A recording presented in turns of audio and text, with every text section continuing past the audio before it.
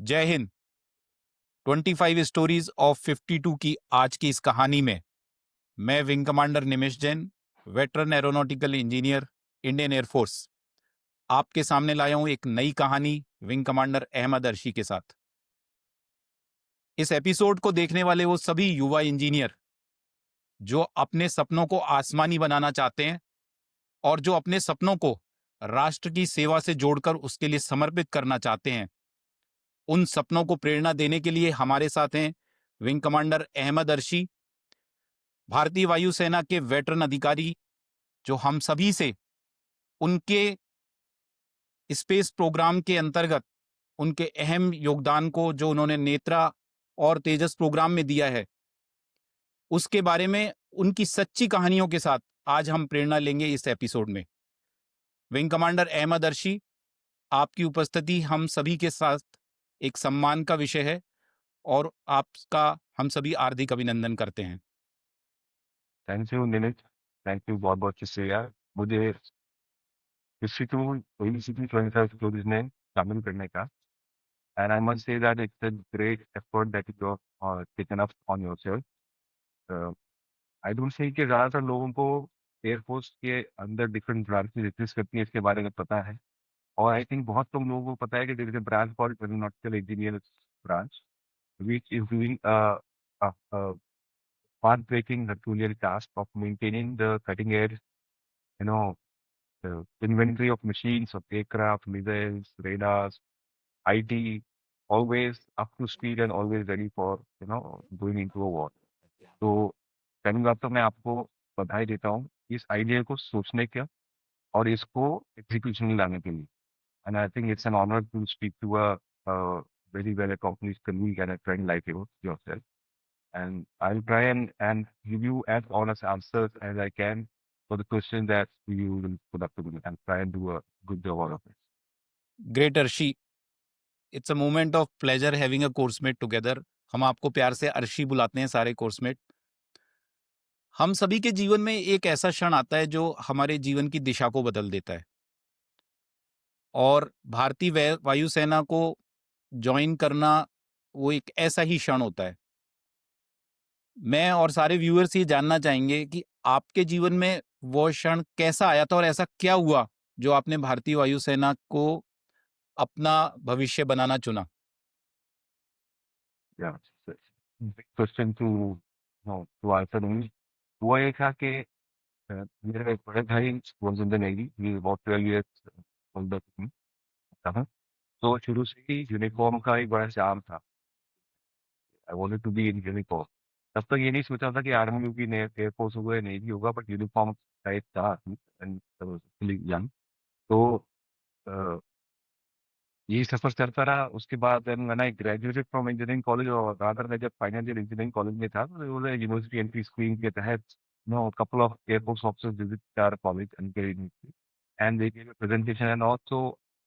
एक तो दिमाग में छाप की यूनिफॉर्म के ऊपर से ऐसे लोगों को देखा बात करते हुए, उनका बेयरिंग, उनका the way they were talking, their confidence, their demeanor. So that actually got me going, and then I appeared for that engineering that got selected, and करते करते essentially clear हुआ and I joined it. So I think that was one. या great अर्शी, people often call air force as a career, but those who wear blue uniform, they say it's a way of life. What makes this lifestyle so different from other professions? Yeah, Air Force definitely. In fact, military and Air Force, it is not just a career; it's a way of life. इसका simple reason ये है कि जैसे आप first of all पूरी भी let's talk about the corporate world कर रहा है, पूरी भी नॉर्मल किसी पॉलिटिकल कंपनी में अगर आप नौकरी करते हैं ना, nobody invest in training you how to walk, how to talk, how to eat, छोटी छोटी चीजें, how to dress up, how to talk to people, how to talk to ladies.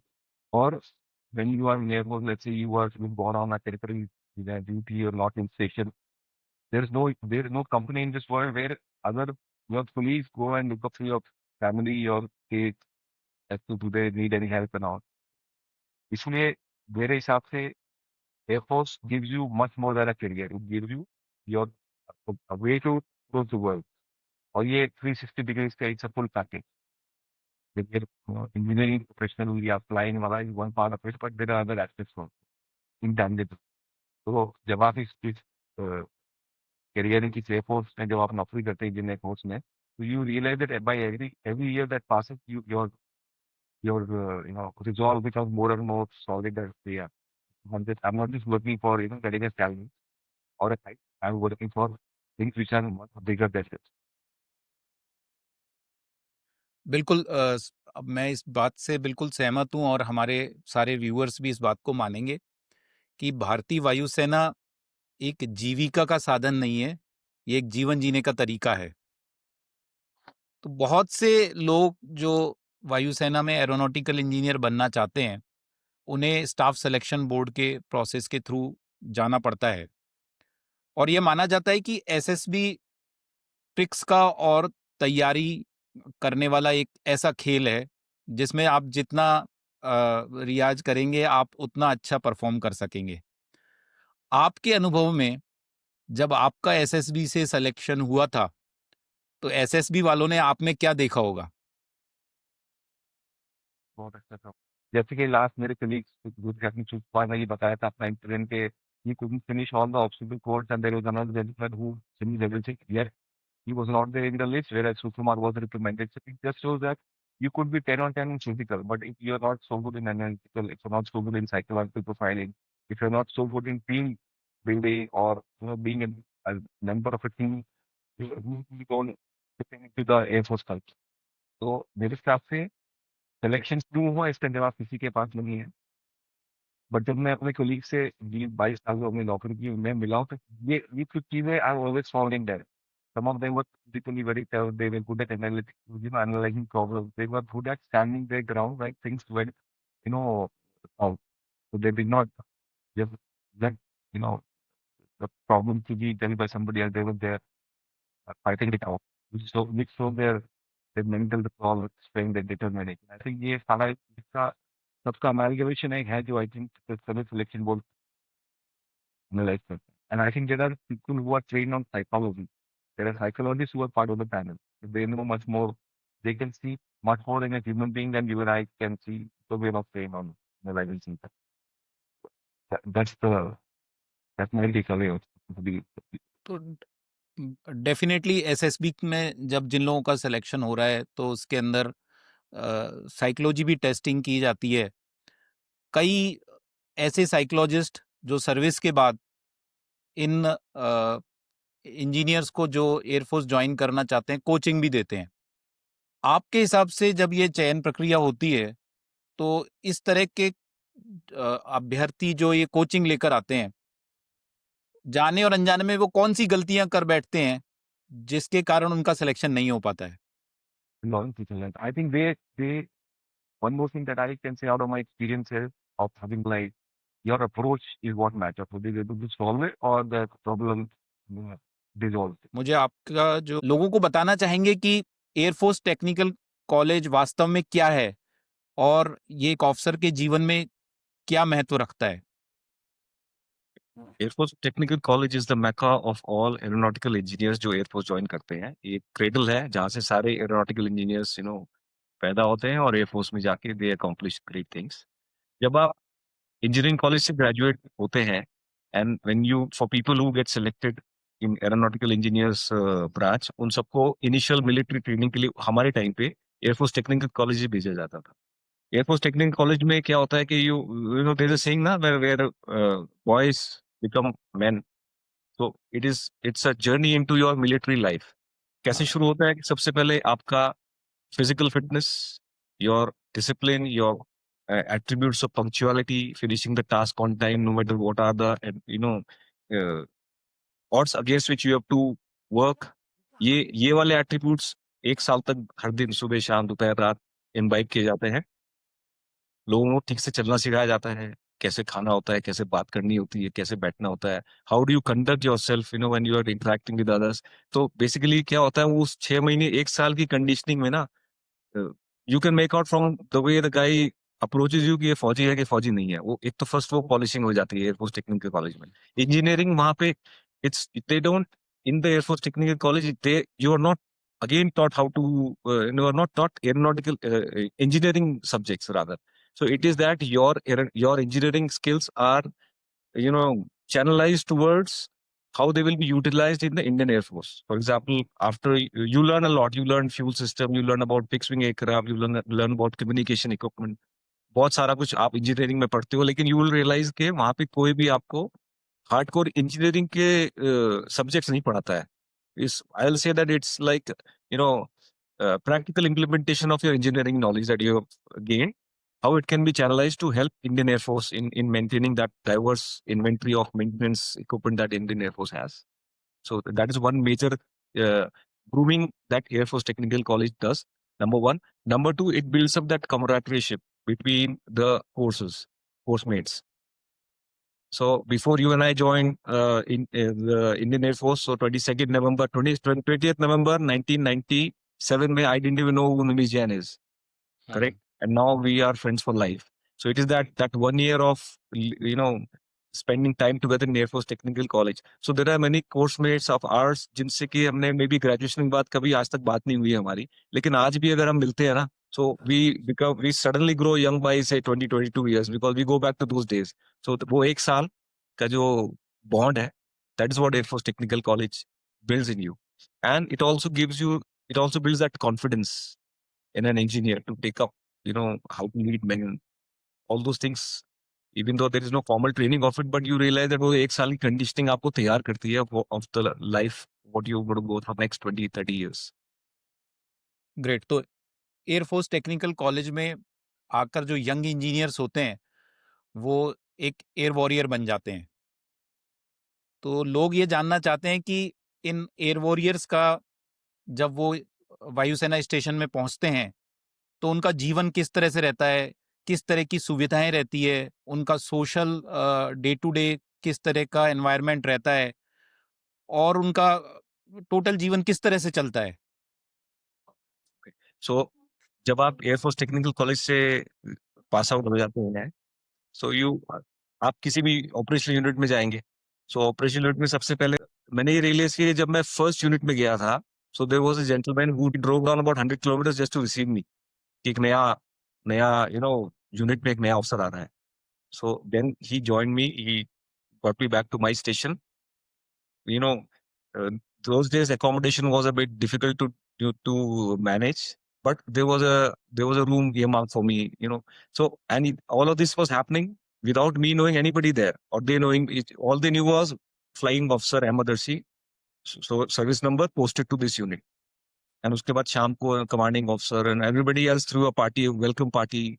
So वही एक बहुत बड़ा it's a great feeling when you go to a company and and people there are ready to receive you with very too much of warmth in their hearts. That's one. Second is ये तो beginning होती है आपकी, and then you realize कि when the next guy joins your unit, you realize that you are also you also try to do the same, for a new colleague who's joining your unit. So वहां से unit वाला bond शुरू होता है, एक colleagues वाला bond शुरू हुआ कोर्समेट्स का एयरफोर्स टेक्निकल कॉलेज से, and then these bonds of units and all that, people still talk to each other after so many years just because they've served in a unit for 2 years 3 years. वहां से शुरू होता है. उसके बाद जो सुविधाएं होती है एयरफोर्स किसी भी एयरफोर्स स्टेशन में, अकोमोडेशन हो गया, आपका मेस हो गया, फॉर खाना बहुत प्यार से खाना खिलाते हैं एक्चुअली, बैचलर्स को तो specially they look after you very well. Then उसके बाद sports facilities are there, depending on what you want to pursue, or if you're pursuing something like tennis, sports, badminton, name the game, and you will have a facility or two to spend your time following your passion, or in case you're a sportsman. In case you're not a sportsman, everybody in Forge is very adventurous by heart, so you're ready for hike, you're ready for a bike ride, anything you wish, you'll find people of your life who will be ready always. And then of course it comes to your technical work. तो जो technical work में जब आप unit में जाते हो, वहाँ पे जो आपसे पहले जो आपके सीनियर्स हैं, जो आपके अंडर लोग काम करेंगे, airmen etc. So they are more than willing to teach you, to groom you, so that you become very comfortable in the system that you're going to handle for next whatever years that you're going to be on the system. तो ये सारा system, ये सब माहौल already rigged up है. So baptism by fire, I'll say sometimes, because अभी तो I don't know क्या होगा, But I remember that when I got posted to my unit and all, I was told, okay, you forget that you are a flying officer. You can remove these pips from your shoulder, keep them in your pocket, learn the tricks of the trade, and then one day we will give you, you yourself will feel that now I'm worthy of putting them on my shoulder. Don't just throw around your weight as an officer just because you are a commissioned officer. You have to prove it to your men, to your senior, that you are worthy of it. So that responsibility, na, that mahal is made around you, you want to actually do like that. Yeah. अद्भुत। आपने जो ये बात बताई है कि केवल rank पहनने से ही जिम्मेदारी नहीं आती है, उन रैंक को अर्न भी करना पड़ता है, और वाकई उसको वायुसेना बहुत अच्छी तरह से सिखाती भी है और उसके लायक भी बनाती है। आपकी बातें सुनकर मुझे पुराना फ्लाइंग ऑफिसर वाले दिन याद आ गए। मुझे ध्यान है हमारे कोर्स में से हम 4 लोग साथ में थे, तो वहाँ के कमांडिंग ऑफिसर और चीफ इंजीनियरिंग ऑफिसर का कहना था कि स्टेशन के अंदर किसी का भी जन्मदिन हो, किसी की भी एनिवर्सरी हो, आप लोग बिना इनविटेशन के वहाँ पर हमेशा रहने चाहिए। तो मतलब आप हमेशा आप इनवाइटेड थे और हमेशा आप वेलकम थे, किसी भी तरह की पार्टी हो। बिल्कुल। आपने काम की बात भी करी कि किस तरह से रैंक को अर्न करना होता है। You have worked on both rotary wing and fixed wing aircraft. From an engineer's perspective, how different are these words? I think मैं जब मेरे करियर में क्या था कि initially I was into maintenance. So जब मैंने हेलीकॉप्टर्स में काम किया, I was working in the maintenance branch, doing the executing the roles and responsibilities of an AE officer. उसके बाद मैं जब फिक्स विंग में आया तो then by then I become a flight test engineer. So I was on the flying side of things more than into maintenance side. लेकिन मैं ये बोल सकता हूँ कि डिस्टिंक्टली मेरा अपना एक्सपीरियंस ये है कि जो पुरानी जो मशीन्स होती है ना, whether they are rotary wing और फिक्स विंग, उन मशीन्स की जो मेंटेनर्स होते हैं ना, टेक्नीशियंस, इंजीनियर्स, उनका skill level and knowledge level is actually excellent, because you are trying to maintain an old aircraft, old technology. Old is a relative term, I'm saying. So in 2025, if you're trying to maintain an aircraft which is, let's say, of 1980s or 1970s vintage, I'll call it relatively old. So there I found that the skill level of people was excellent. And later on, when more state-of-the-art equipment came in, I found that the tech level and the gen level of people also changed accordingly. So when we talk of a MI series helicopter, Russian make, the one thing which was common was all the people across, whether they're in rotary wing or fixing, they are very dedicated. They are very serious about the job that they do, because they know that as a maintainer, whether you are an engineering officer or a technician, somebody is going to fly this bird up in the air just because you have signed and certified that it is fit for flight. And now this comes with a lot of responsibility. You cannot just be casual about it, of clearing an aircraft for a flight, whether it's a rotary wing or fixed wing. So when I was on the maintenance side of it, I ensured, or we all ensured, that we are responsible when we sign for the fitness of an aircraft, because somebody else's life rides on our signatures, are conscious.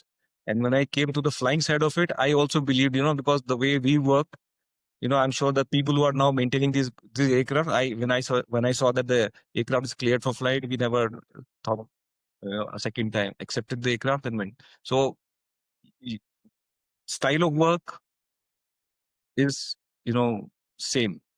The quality or the benchmark that people set in maintenance branch, whether it is rotary wing or fixed wing, or for that matter missiles or communication, it's actually very high, and there's no compromise. That's what I found. तो किसी तरह का कोई समझौता नहीं, कोई सा भी वेपन प्लेटफॉर्म हो, हमेशा गुणवत्ता को और सुरक्षा को हमेशा आगे रखा गया है। भारत एक आत्मनिर्भर भारत के रूप में बदल रहा है, और उसके इस प्रयास में तेजस एयरक्राफ्ट का एक बहुत महत्वपूर्ण चरण है। शायद आने वाले भविष्य में हम तेजस किस तरह से बना, किस तरह से उड़ा, उसने किस तरह से अपना देश की सुरक्षा में योगदान दिया, इसकी कहानियां सुनेंगे। You as an engineer who had a key contribution in Tejas program, what was your learning and what you would like to share? Yeah, okay. So I, after having graduated from Air Force Test Pilot School as a flight test engineer, मैंने कई prototype development programs में I got an opportunity to work. Netra was one. I worked briefly on Saras program as well. And then I spent 2 years in National Flight Test Center, जो कि flight testing का agency responsible for carrying out flight test of Tejas program. Tejas to me is uh, it's a it's our country's pride, because you know we have developed this aircraft, and we have developed the design development of this aircraft has continued even when the country was really put under so many constraints by foreign powers.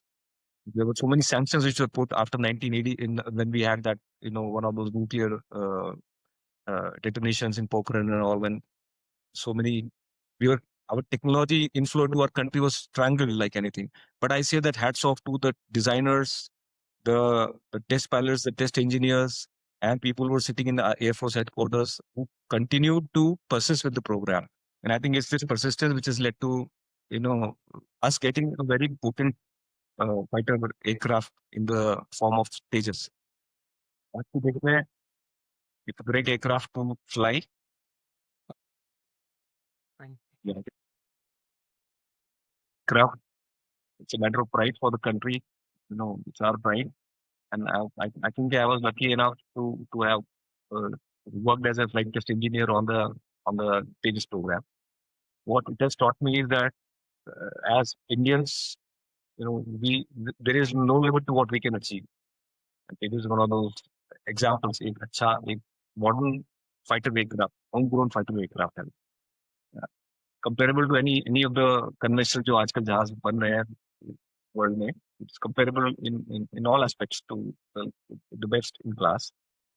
और most important बात यह है कि आत्मनिर्भरता का it's an example का एक example है दैट एक फाइटर प्रोग्राम को कंटिन्यू करना और एक फाइटर जेट बनाना जो सक्सेसफुली उड़ रहा है. Not many countries in the world have done this. तो इंडिया को तेजस प्रोग्राम ने एक अलग सेलेक्ट लीग ऑफ कंट्रीज में इंक्लूड करा. सुपर. तो आपने बताया कि जब हम एक आत्मनिर्भरता की ओर बढ़ रहे हैं और तेजस प्रोग्राम में किस तरह सैंक्शंस के कारण कंस्ट्रेंट्स थे, क्या चैलेंजेस थे. कई बार जब सारे संसाधन हमारे सामने हो, सारी फेवरेबल कंडीशन हो, हमने सब कुछ अच्छी तरह से प्लान किया हुआ है, फिर भी टेस्टिंग के दौरान, ट्रायल्स के दौरान कुछ ऐसा होता है जिसके कारण हम जो चाहते हैं वो नहीं होता. ऐसे क्षणों में आपको भावनात्मक रूप से क्या चुनौती मिलती है और आप उससे कैसे बाहर आते हैं? Yeah. So one of my senior flight test engineer, he said a very powerful sentence. He said that you should be very passionate about what you do, but you should not be emotionally attached to what you do.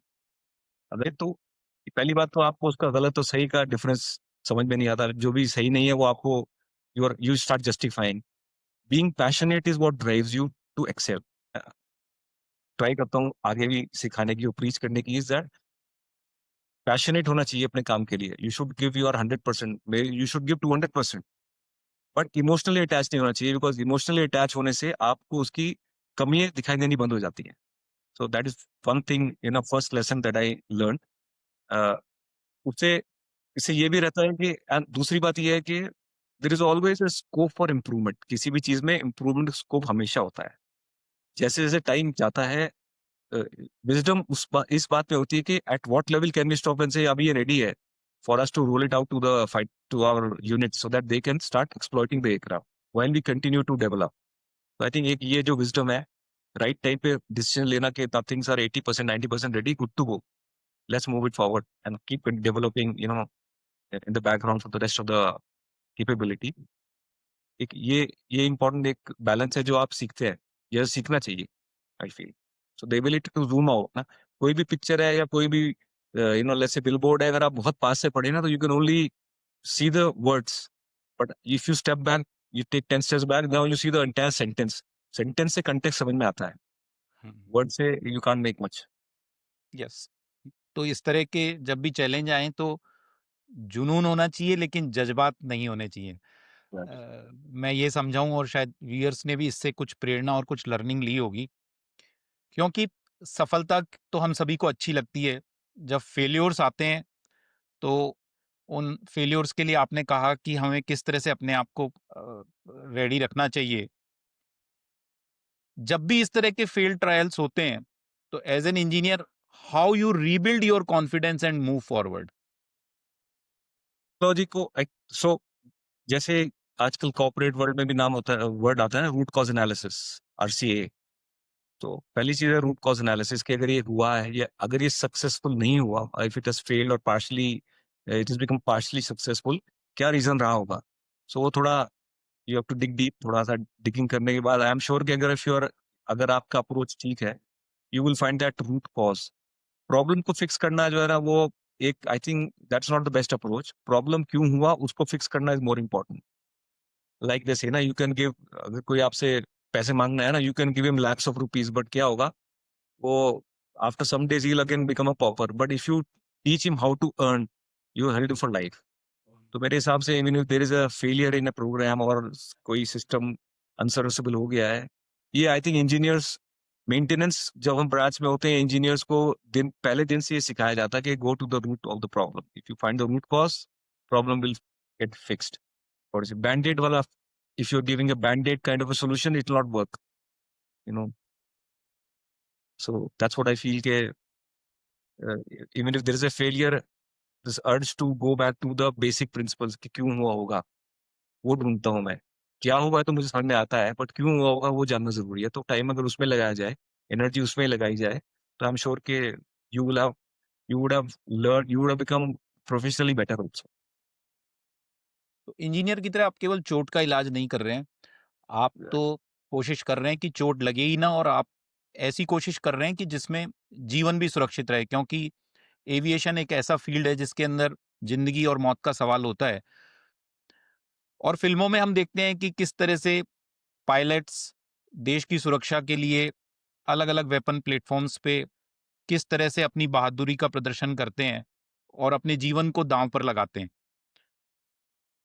क्या असल जिंदगी में आप हमें कोई ऐसी घटना बता सकते हैं जब इंजीनियर के रूप में आपके लिए गए निर्णय न केवल मिशन के लिए महत्वपूर्ण थे, बल्कि उन्होंने किसी की जान को बचाया हो या देश की सुरक्षा के लिए एक अहम योगदान दिया हो? एग्ज़ैक्टली। सो इंसिडेंटली मैं एक आर्टिकल पढ़ रहा था। सो आई केम अक्रॉस एन इवेंट जो नवंबर 1993 में हुआ। एक जैगुआर एयरक्राफ्ट था, उसके अंदर हाइड्रोलिक फेलियर हुआ, double hydraulic failure. That means hydraulic system जो है किसी भी एयरक्राफ्ट में अंडर कैरेज लोअर करने के लिए, कंट्रोल सरफेस मूव करने के लिए होता है। इट्स लाइक जैसे आपका फॉर एग्जांपल आज के कार के कंटेक्स्ट में अगर समझाऊं, जो पावर स्टीयरिंग वाला सिस्टम होता है, अगर आपका बैटरी ऑफ हो गया तो सडनली आपका स्टीयरिंग काम करना बंद कर देगा, आपका ब्रेक्स काम करना बंद कर देगा। Now for sure if you are driving on a national highway and such a thing happens, so you know कि अब क्या होने वाला है। You're going to meet an accident, you're going to kill somebody or you may get hurt, like that. So similarly, 1993 में ये एक incident हुआ when there was an aircraft flying up in the air and it had double hydraulic. So there were two engineers, not Air Force guys, but related to Air Force. They were from HAL, Mr. Jay Mohan and Mr. Chamdagni. They say in-depth knowledge of the aircraft system that they had, they were able to suggest a remedy to the pilot that you please switch off all the electrical power and then reboot, kind of reboot. You know, the pilot followed it. Hats off to him as well. And the aircraft was landed back in one piece. Otherwise, it would have sure shot been an ejection. So I think this is one real life incident. People can Google it as well. In November 1993 incident is when quick thinking and sound professional knowledge of engineers on ground saved the day. Great. Arshi, अभी हमने एक movie देखी धुरंधर, जिसके अंदर एक defence officer Pakistan में जाकर एक स्पाई के रूप में काम करता है। ब्लू यूनिफॉर्म पहने एरोनॉटिकल इंजीनियर के ऊपर अगर हम कोई मूवी बनाएं, तो ऐसी क्या घटना हो सकती है जिसको देख के दर्शक वाकई कहें कि ये तो हमने सोचा भी नहीं था?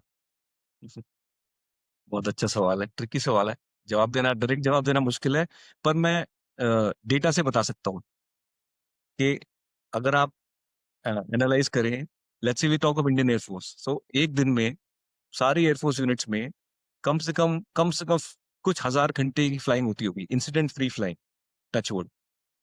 So obviously it's a miracle by engineers and the maintainers that every aircraft which goes up comes back in one piece and this continues over and over again. मुझे लगता है कि जो behind the scene वाला I think more than a movie, more than a masala movie, एक documentary अगर बने, it'll bring out these facts that there are people who are working day in day out with utmost dedication, cause and purpose, और उनकी life का एक ही purpose है कि मेरा जहाज, मेरा सिस्टम सर्विसेबल होना चाहिए। जहाज अगर सौटी के लिए गया है तो वापस आना चाहिए इन वन पीस। सो मेरे हिसाब से तो अगर अगर मूवी बनेगी तो ये जो एक कंटिन्यूअस एक मशीन है जो चले जा रही है without ever taking rest and always delivering, I think वो that would be the most centre piece of my of this movie. बिल्कुल दे से अब ना, not all supermans wear a cap, so I think not all heroes wear a cap, so that way. Yes, तो ना केवल हम नए systems को और नई तकनीक को, नए जहाज़ों को मेंटेन कर रहे हैं इंजीनियर के रूप में, जो पुराने आज से 30 साल 50 साल पुराने जहाज़ हैं, पुराने सिस्टम हैं, उनको भी मेंटेन करते हैं। तो शायद जब वो स्क्रीन पर सामने दिखाए जाते हैं तो पीछे किस तरह के निर्णय लिए गए हैं, इनके ऊपर डेफ़िनेटली एक डॉक्यूमेंट्री बनानी चाहिए और वो दर्शक देखना चाहेंगे। बिल्कुल। इंजीनियर्स के इस योगदान से जो देश के सुरक्षा और निर्माण के लिए बहुत महत्वपूर्ण है। जब हम राष्ट्र निर्माण शब्द सुनते हैं तो आपके लिए इसका व्यक्तिगत अर्थ क्या है? इसीलिए फौजी के लिए नेशनलिज्म या आपका एब्सोल्यूट लॉयल्टी और डेडिकेशन जो है वो आपके नेशन के लिए है। आपके नेम टैग पे क्या लिखा हुआ है, जैन लिखा हुआ है, अहमद लिखा हुआ है, सिंह लिखा हुआ है, जॉन लिखा हुआ है, वो मैटर नहीं करता। हर सोल्जर जो एयरफोर्स में है वो ब्लूज, ये बोला जाता है। यू नो मैंने 22 साल नौकरी की है, आपने भी लगभग सेम ही की है। I am not I can not recall एक भी इंसिडेंट जहाँ पे मेरा नेम टैग देख के मुझे काम दिया गया और ना दिया गया, ऐसा नहीं था। सो ये एक बहुत बड़ा वर्च्यू है जो कि इंडियन आर्म फोर्सेस का स्ट्रेंथ है, एंड ये आप डे टू डे वर्किंग में देखते हो उसको। So what is important is mission accomplishment. There is this specific line, na? People first, mission always. That's what uh, nation building to me is all about in a small way. Very rightly said, people first mission always. ये दिन प्रतिदिन रोज हम भारतीय वायुसेना में जब blues पहनते थे तो सुनते थे और कोशिश करते थे कि हम उन वर्ड्स को, उनकी शान बनाए रखें और उनको ट्रू स्पिरिट में जब अपना वर्क एग्जीक्यूट करें तो रहें। और जैसा आपने कहा, शायद यूनिफॉर्म का मतलब ही यही है कि हम, हमारा नाम, हमारी जाति, हमारा धर्म कुछ नहीं है, हम सब यूनिफॉर्म हैं और इसीलिए हम यूनिफॉर्म्ड हैं और देश के लिए काम करते हैं। जब आप ऐसे उच्च जोखिम वाले काम करते हैं, जो आपके प्रोफेशन में आपको बहुत ज़्यादा स्ट्रेस देते हैं, जहाँ पर आपका हाई स्टेक होता है, आपके लिए गए निर्णयों पर राष्ट्र की सुरक्षा, राष्ट्र का नाम टिका होता है, आपकी व्यक्तिगत आस्था या आध्यात्मिकता आपको किस तरह संतुलित और स्थिर रखती है? हाँ, एक एग्जांपल देता हूँ।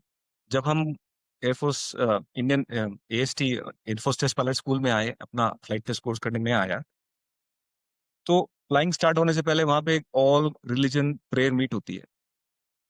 सब मतलब अगर इसको अगर एनिमेट किया जाए तो क्या है कि सब रिलीजन के लोग अपने अपने भगवान से बोल रहे हैं कि इस कोर्स में जितनी भी फ्लाइंग है, जो कि very risky, test flying is very different from normal flying. Test flying का ऑब्जेक्टिव होता है, जैसे कि मेरे colleague wing commander Shiv Prasad ने भी बताया था, रामडर ने, कि आप जान करके एयरक्राफ्ट को उसकी एज ऑफ द एनवेलोप पे लेके जाते हो just to see how good और बैड इज इट। तो you train for it, but when you flying it you are at risk as much as anybody else is. तो ये हर साल ये प्रेयर मीटिंग होती है, where all people from all religion they come and they pray के अगला एक साल हमारे जहाज, हमारे ऑफिसर जो कोर्स करने आ रहे हैं, ये सब सक्सेसफुली फ्लाई करें और things should be good. So ये पहला एक यू नो एग्जांपल है। When it comes to me personally, I feel that मेरे हिसाब से फौज आपकी ऐसी कंडीशनिंग कर देती है कि इन चीजों से शायद आपको डर नहीं लगता कि क्या होगा, वापस आऊंगा कि नहीं आऊंगा। I think you are mentally prepared for it, that's what. आपका पहला सवाल कि क्यों ये करियर नहीं है, सिर्फ ये लाइफस्टाइल है, ये फर्क होता है। ये फर्क आपके अंदर आ जाता है, थिंग्स। मतलब with all due respect to my friends in the civil street, I feel that now when I interact with people, उनकी सारी वरीज बहुत छोटी छोटी चीजों पे होती है कि पानी नहीं आ रहा तो दुखी हो गए, तो 10 मिनट के लिए लाइट चली गई तो व्हाट्सएप पे मैसेज फ्लड हो जाते हैं कि is a power cut. 2 minute के लिए इंटरनेट नहीं आ रहा तो आप व्हाट्सएप पे फटाफट मैसेज फोन आने शुरू हो जाएंगे, तुम्हारे आ रहा है क्या? एंड आई रियलाइज कि ये तो फौजी की जिंदगी में ये वरी है ही नहीं। We don't even care for all of these things because we end up serving in places जहाँ पे आपको दूसरा आदमी नहीं दिखाई देता है, वहाँ पे आज भी 10 15 20 लोग होंगे एक जगह। So I feel that that conditioning makes you tough mentally. Or when it comes to flying as well, whether be it fighter flying or uh, transport aircraft में flying and all, वो fear ऐसा कुछ होता नहीं है, stress भी नहीं आता है। I think you get used to it. It's something which is very normal to you. ये मेरा पर्सनल ओपिनियन है अबाउट दिस एस्पेक्ट। मुझे भी ऐसा ही महसूस होता है। एयरफोर्स आपको तैयार कर देती है कि आप खतरों के बारे में सोचते ही नहीं हैं, और शायद वही भावना होती है जो आपको आपकी निष्ठा में बदल जाती है। आपने कहा जैसे कि जब हम खतरों की बात करते हैं तो हम सभी धर्म के लोग अपने अपने भगवान को याद करते हैं और एक प्रेयर करते हैं। एयरफोर्स में रहते हुए ऐसा क्या होता है जिससे कि हम अपनी व्यक्तिगत पहचान और धर्म के ऊपर पहुंचकर राष्ट्र के बारे में सोचते हैं और राष्ट्र की बात करते हैं? आई थिंक ये पहले दिन से जो कंडीशनिंग होती है ना आपकी, किसी भी मिलिट्री इंस्टीट्यूट में जब जाते हो, सबसे पहले वहीं से शुरू होता है सब कुछ, पहले दिन से। और जो लोग इस प्री कंसीव नोशन से आते हैं मिलिट्री इंस्टीट्यूट्स में ट्रेनिंग के टाइम पे कि मैं ये हूँ, मैं वो हूँ, मेरी जाति है, मेरा रिलीजन वो है, मैं ये नहीं करूंगा, मुझे वो करना है। वहाँ पे 1 साल में नो ऐसा सिस्टमेटिक प्रोसीजर है कि जब तक आप ग्रेजुएट होते हो ना, आपको सिर्फ एक ही चीज दिखती है, नीला यूनिफॉर्म और अपना तिरंगा, वही दिखता है। बाकी सब सारे कलर सैफरन ग्रीन सब मर्ज हो जाते हैं एक में। तो that is one one important thing that that happens to you. And I think ये कंडीशनिंग जितनी फौज में होती है ना, नहीं होती है। यू विल बी सरप्राइज्ड कि मेरा छोटा भाई आर्मी में है, कर, एक वो मंदिर में आरती कराता है बिकॉज वो कमांडिंग ऑफिसर है। इट्स वेरी नॉर्मल, कोई कोई हिकअप नहीं है, बिकॉज आपको पता है कि आप sometimes you do things because of the unit that you are in, because of the way the people with whom you are इन।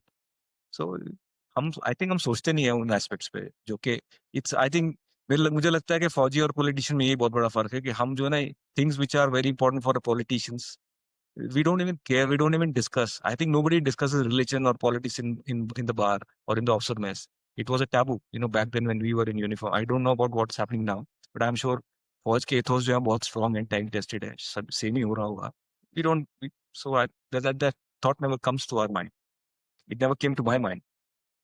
बिल्कुल सही कह रहे हैं आप। हमारे दिमाग में आसमानी रंग और तिरंगा बस यही रहता है, उसके अलावा हम शायद किसी और की तरफ हमारे कार्य से अलग ध्यान ही नहीं दे पाए।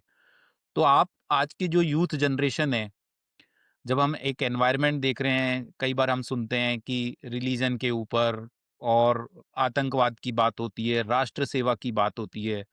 आप यूथ को क्या मैसेज देना चाहेंगे कि वो भी मिलिट्री की तरह सिर्फ एक ही रंग और सिर्फ एक ही तिरंगा के बारे में सोच सकें? सबसे पहली बात है I think discipline in your thoughts. आपकी सोच सीधी सच्ची होनी चाहिए।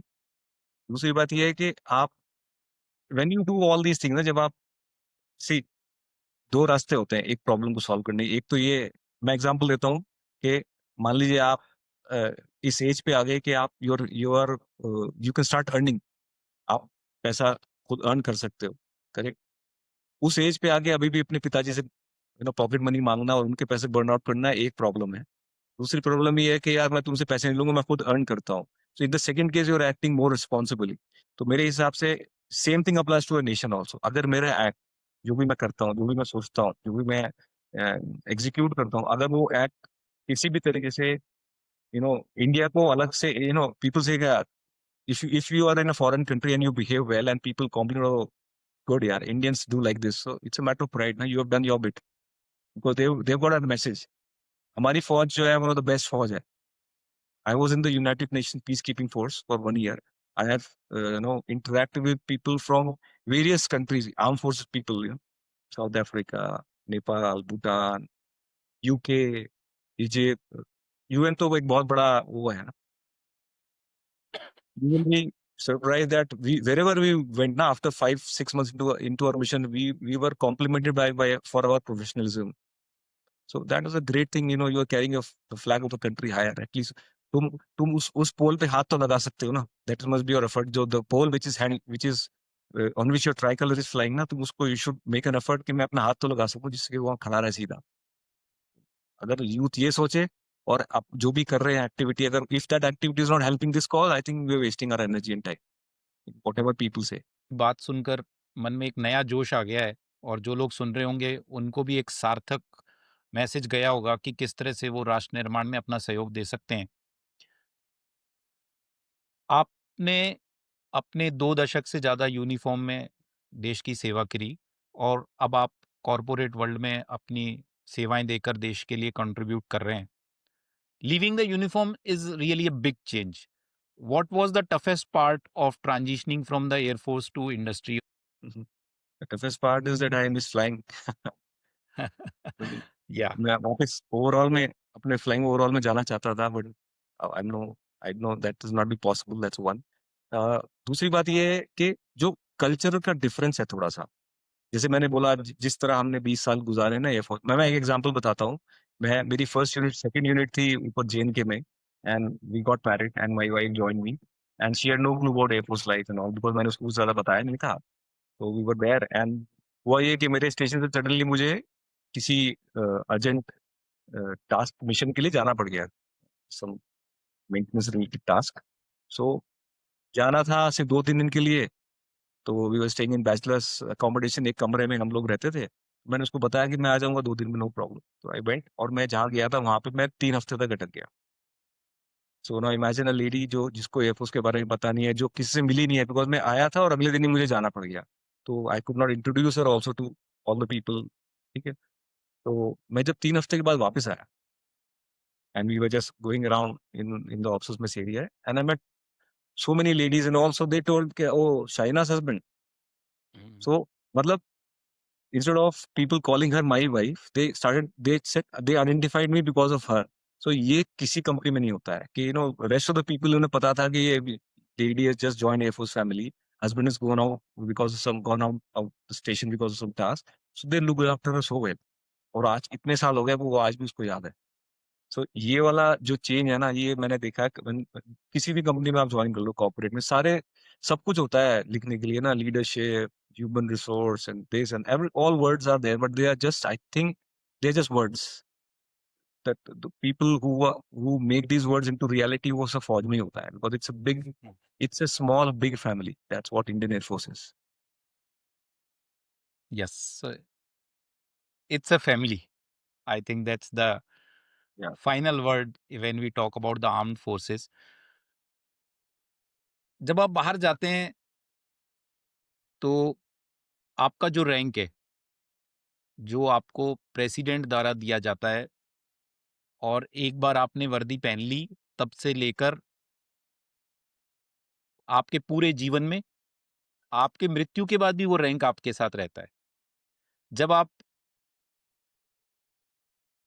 फौज से निकलकर किसी इंडस्ट्री को जॉइन करते हैं, तो रैंक से संबोधित किया जाना उन इंडस्ट्रीज में बंद कर दिया जाता है. तो क्या उससे आपकी पहचान की भावना बदलती है, या उस बदलाव को आपने कैसे अपनाया? मैंने एक्चुअली क्या सोचा था निमिष, मैंने वही सोचा था, मेरे साथ पहली यूनिट में हुआ था कि अपना रैंक निकाल के जेब में रखो, काम करो. जब तुम काम कर लोगे और लोग देखेंगे हाँ ये डिफरेंट है, तो वो अपने आप तुम्हें रैंक से बुलाएंगे. तो यस. यही किया आगे भी, बिकॉज मेरा मानना यही है निमिष के लाइफ में किसी भी स्टेज पे ना, तुम्हें लोगों को प्रूव करना पड़ता है अपना वर्थ, कि तुम किसी काम के वर्दी, उनकी रिस्पेक्ट के वर्दी हो कि नहीं वर्दी हो. म- अगर आप सिर्फ जस्ट बिकॉज आप किसी रैंक से रिटायर हुए थे, अगर आप ये मानते हो कि लोग आपको उतना ही वेटेज देंगे, तो आई थिंक आप ही गलत कर रहे हो. You have to prove to people that you are worthy of their attention and their respect. And I think ये ट्राइड एंड टेस्टेड है. मैंने खुद अपने आप अपने ऊपर एक्सपेरिमेंट किया है कि when you prove that you are worthy of their respect, वो अपने आप ही आपका रैंक आपके नाम के आगे लगा देते हैं, या तो आपके नाम के बाद सर लगा देते हैं. And they mean it also, it's not just for sir. तो आपको जब जैसे ही आप यूनिफॉर्म उतार के निकलते हैं, तो आपको वही बेसिक्स फ्लाइंग ऑफिसर वाले, कि अपने रैंक को जेब में रखो और उसे अर्न करो वाली अप्रोच से आगे बढ़ना चाहिए. आई थिंक ये बहुत बड़ी लर्निंग होगी जो वेटरन्स अभी इस मोड में होंगे कि जब वो अ, अ, अपनी फौज की दुनिया से निकलकर अगर ट्रांजिशन मोड में होंगे तो उनके लिए एक बहुत बड़ी लर्निंग लेसन है और उनके लिए एक प्रेरणादायी चीज हो सकती है कि वो किस तरह से अपने आप को स्टेबलाइज कर सकते हैं. From your experience, how does defense R&D in the Air Force or in armed forces different from R&D in private industry or startups? It's a good question. So, R&D, let's talk of R&D in the private sector. Private sector में research and development whether वो Air Force के अंदर हो, defense research development organization में हो या private में हो, R&D requires lot of money. उसमें बहुत capital investment initially चाहिए होता है और chances of success कम होते हैं, chances of failure ज़्यादा होते हैं. That's why it's called a research and development. You do a research, you find a result which is good, you may not find a result. So it's very capital hungry. तो private sector में क्या होता है कि just because it requires lot of capital and everybody wants to earn that revenue back. So जो development R&D की cycles होती हैं they are very short cycle. मतलब everybody everything is done in quick time, quickly, so that you are able to see the results within next 2 years, 3 years, etc., because it involves money. When it comes to government organizations and all, this urge is not there probably because their profit and loss statements are not affecting any of their salaries or anything else. So R&D में failure, like I said, is taken for granted and success is by chance. That's how it works. But that urge is not there to do things in quick time. So sometimes it does have a negative. It may have a negative bearing because our armed forces which require a technology to be inducted by say 2030, if it gets delayed and it is inducted in 2040, that too half baked, half cooked. So what has happened is that what the present chief of air staff said once now, that technology delayed is technology denied. So we'll end up in that segment. So in Air Force, I feel lately there's a lot of effort because there are a lot of interesting requirements or programs being followed in Indian Air Force as well, which are very objective driven. Matlab that people are trying to solve real life engineering or operational challenges by putting their brains and their money and the money in technology development, which is a great attribute. So the only difference that I feel is that the private sector में the turnaround time जो है वो काफी कम होता है. You see the results of your technology development quite fast. तो शायद ये एक बहुत बड़ा डिफरेंस है और हर कोई चाहता है कि जब भी कोई नई इनोवेशन हो या कोई नया डेवलपमेंट हो तो जितना जल्दी हो उतनी जल्दी हमारी तैयारी होगी और हम उतने सशक्त हो पाएंगे. Arshi, you are executing your responsibility right now in corporate world as AVP Technology Development at New Space Research and Technologies, and I think your work is related with satellites also. Would you like to share about your role with all audience? Yeah, New Space Research and Technologies is cutting edge, what do you say, deep tech company, which is trying to do its bit in making highly, what do you say, potent platforms and systems for Indian Armed Forces, Army, Navy, Air Force, all inclusive. हम हम एक niche space में काम कर रहे हैं जो कि operational challenges as we see उसको सॉल्व करने के लिए. तो हमारी रिसर्च एंड डेवलपमेंट बहुत फोकस्ड है to give solution to existing problems और all across basically we are into big time into drones which are not just everybody's making drones these days incidentally, but हमारा जो drones है या हमारी जो technology है, it is very focused and aimed at solving operational constraints, existing operational constraints as interpreted by us or as understood by us. हमारा approach भी यही है कि we do a lot of brainstorming on the concept of operations कि this is a problem, this is how presently ऐसे this इसका कोई इस प्रॉब्लम का कोई सॉल्यूशन नहीं है, हम क्या करेंगे ये प्रॉब्लम ऑपरेशनल प्रॉब्लम सॉल्व हो जाए. So it's a very different approach and we're actually working in deep tech domain, swarming, drone tech, trying to pay Recently, back we are to. hearing. So recently, we are hearing that in aerospace and defense domain, startups are contributing like anything, especially in drones. What unique strengths do veterans bring to these startups? Would you like to share with your experience? Yeah. So, like, uh, open-ended research and development will just lead to, money getting drained out. लेकिन solution आपके पास नहीं मिलेगा जो एक real life operational problem solve करेगा. Now, in startups, let's say, if you have veterans, so we have a years of experience in maintenance domain, in operational domain. The veteran is like he will give the correct input at the correct stage so that the design becomes more potent. और end product जो निकल के आए वो एक real life operational problem solve करे. So ये जो guidance है और channelizing the energy of the engineers to give a product which actually solves an operational problem. ये जो experience है, ये जो knowledge है, I think ये veterans से अच्छा किसी के पास नहीं मिलता है. Because you've been there, you've done that. अगर आप खाली if you disregard my contribution as a flight test engineer, where there are loads of experience of flying also, even if for initial years that I have spent as a maintenance engineer, when we are developing a product, it will require a maintenance philosophy also. So आपका input, at design stage will help in involving a better maintenance policy and logistics also, supply chain, etc., etc. All of that will be considered in initial design, so that it is not an afterthought. बाद में you don't have to run around. So ये important जो एक flavor है ना, design development को effort को channelize करने का to make things more efficient and operationally useful. ये veterans are the ones who can contribute and who are contributing. in a big way. I am sure people from industry must be hearing that veterans do bring decades of experience of operation, supply chain management, maintenance, and their real experience when they executed those projects on floor, along with lot of qualities which you will not find anywhere apart from armed forces. I think it's time to depart what conversation we had, what story we have seen of your journey in the Indian Air Force and outside of Air Force will definitely bring some inspiration to the youths who are watching it. Before we depart, one message to the youth. So I will give the same message as it is that we have lived our life for. Nabhaya Sparsha Deeptam. Touch the sky with glory in whatever you do. In whatever you do. And if you are sincere, अगर आप अपने काम के लिए sincere हैं, तो you will definitely touch the sky with glory. You could stop anywhere, maybe you'll go beyond.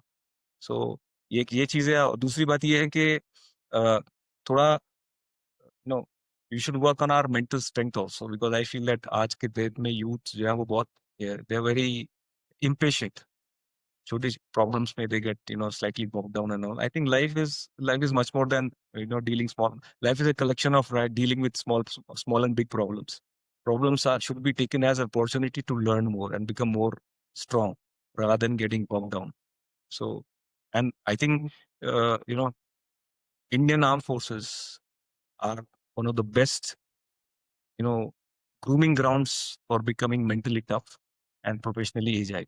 There is no other way, because others, they talk of leadership and all. I've attended many seminars in corporate world which talk of leadership and all, but the way the leadership is taught in Indian Armed Forces, nobody teaches it.